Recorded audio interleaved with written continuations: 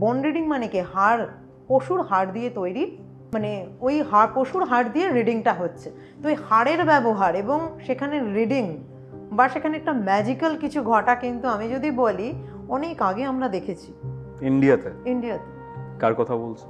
মহাভারতে পাশা খেলা, শকুনির পাশা খেলা। পাশাটা শকুনি কি দিয়ে তৈরি করেছে? ওর বাবার উরুর হাড় দিয়ে। একদম, হাড় সেখানে কিন্তু ছিল। এবং সেখানে আমরা কি দেখেছি, শকুনি যে দান ফেলতে চেয়েছে সেটাই কিন্তু মানে পড়েছে।